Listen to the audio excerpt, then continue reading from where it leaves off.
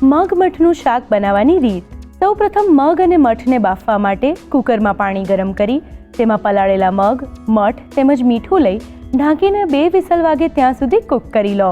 શાક વઘારવા માટે કઢાઈમાં તેલ, સૂકા લાલ મરચાં, ઇલાયચી અને રાઈ લઈ રાઈ તતડે એટલે તેમાં જીરું, હિંગ, લીલા મરચાં, આદુની પેસ્ટ, લસણની પેસ્ટ, મીઠો લીમડો અને ડુંગળી ઉમેરી થોડીવાર માટે સાંતળી લો.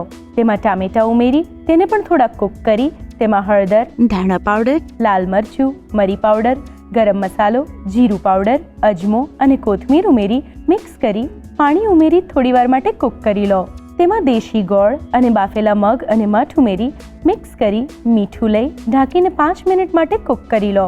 એક બાઉલમાં ચણાનો લોટ અને પાણી લઈ મિક્સ કરી આ પેસ્ટને શાકમાં ઉમેરી 2 મિનિટ માટે કૂક કરી છેલ્લે તેમાં કોથમીર ઉમેરી શાક તૈયાર કરી સર્વિંગ બાઉલમાં લઈ કોથમીરથી ગાર્નિશ કરી ગરમા ગરમ સર્વ કરો તો તૈયાર છે મગ મઠનું શાક.